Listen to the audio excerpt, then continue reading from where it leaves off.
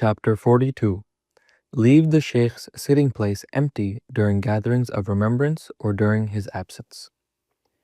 The people of the knowledge of God, Ahlul Marifa, consider the entire universe as a zawiyah and behave accordingly wherever they may be.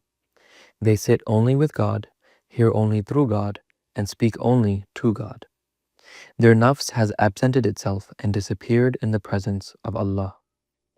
They have realized the critical importance of the markaz, the center, in their spiritual ascension, and they have given it great reverence, great ta'zim, in all places and at all times. This is one of the reasons why the disciples, the fuqara, give ta'zim to the shaykh's place by leaving it empty. To try to grasp the importance of this center, let us take the Arabic letter nun. It is composed of an arc of a circle and a point. This point is in fact a center, since it is surrounded by the lower arc of a circle, which is visible, and the upper arc of a circle, which is hidden. The disciples are like the image of this arc of a circle that is fully turned towards the point of the nun, because they have realized its deep significance.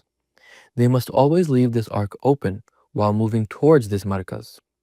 Through the ta'zim which they give to the center, the point, they will see the madad, the spiritual flow, manifest itself in its presence. Even in its absence, this flow will continue to disclose itself in the degree of occultation. Let us take another example with the Quran. Know that when it was written down, there were no points. Why?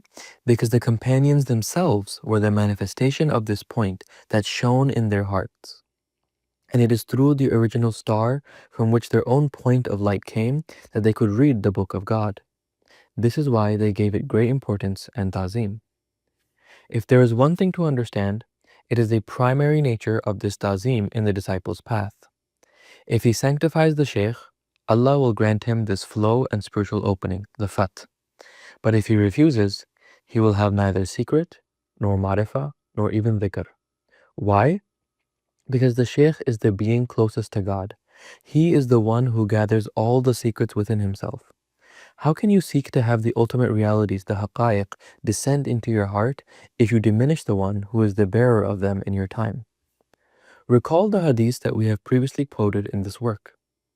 Verily, Allah, the exalted and glorious, would say on the day of resurrection, O son of Adam, I was sick, but you did not visit me. He would say, O my Lord, how could I visit you when you are the Lord of the worlds? He would say, didn't you know that so-and-so servant of mine was sick, but you did not visit him? And were you not aware of this, that if you had visited him, you would have found me by him? O son of Adam, I asked food from you, but you did not feed me.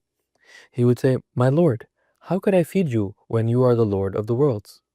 He said, didn't you know that so-and-so servant of mine asked food from you, but you did not feed him? And were you not aware that if you had fed him, you would have found him by my side? Do you know who this so-and-so is, with whom you could have found the Lord? He is simply the authentic and realized Shaykh, the one who has realized the knowledge of Allah, and who leads the believers, the mu'minun of his time, to realize it as well. If you do not have ta'zim for the Shaykh, know that your nafs has deviated. If you do not have adab comparable to that which you would have had in the presence of a king, know that you will have no share in the blessed tree, and that you will be cut off from the vision of the light. This is why in Lil, for example, the disciples are aware of this and have sanctified the maqam of the Shaykh. Even in his absence, they demonstrate great adab. They do not gather in the Zawiyah of Lille in France to discuss or joke, but only to perform dhikr and remember God. As we regularly repeat, adab is essential and unavoidable in the path that leads to God. It can be divided into two types. On the one hand, adab with God's creation, which concerns your external relations with it, and on the other, adab linked to the witnessing of the light. These two categories are totally linked, since the second stems from the first. It is through the good manners and the ta'zim of his shaykh that the lover will realize his presence and will end up seeing him in everything. This is proof of his great spiritual openness, because this is how he will draw the spiritual flow, the madad, from everything that surrounds him. To achieve this, you must first experience it through the physical presence of the shaykh. You must make him your wasita, your intermediary, and direct your desires toward him, for he is the gateway to the divine presence. Secondly, you will delve into esoteric realities by realizing this through everything around you. When the Shaykh is absent, the disciple who is approved and authorized in the tarbiyah, spiritual education, must imperatively replace him by encouraging the fuqara, the disciples, to perform dhikr and to visit the people whom the Shaykh usually visits.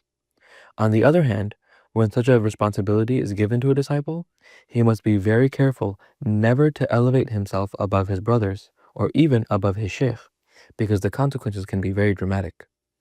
Sheikh Bouzidi warns against this and says, I have seen with my own eyes the disciples of Fez pride themselves above the shuyukh and claim to possess knowledge of their own accord after having received permission to be muqaddam. This is how we recognize the heedless ones who work only to their nafs. Whatever you do, never forget that everything comes from the light, and that whatever happens, you will always be under the feet of your Shaykh.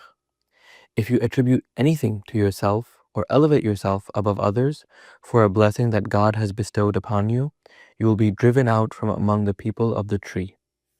Be intelligent and learn to benefit from your own path and the path of your brothers in the tariqah. Learn to work by God and for God so that you can no longer take credit for anything. This is how you will be successful in this world and the hereafter. You will only achieve the spiritual opening, the fath, through the ta'zeem of the people of God and the thinking well of good people and non-Muslims. Without this ta'zeem, this reverence, you will have no share in the secret of Allah. اللهم صل على سيدنا محمد وعلى آل سيدنا محمد كما صليت على سيدنا إبراهيم وعلى آل سيدنا إبراهيم وبارك على سيدنا محمد وعلى آل سيدنا محمد كما باركت على سيدنا إبراهيم وعلى آل سيدنا إبراهيم في العالمين إنك حميد مجيد.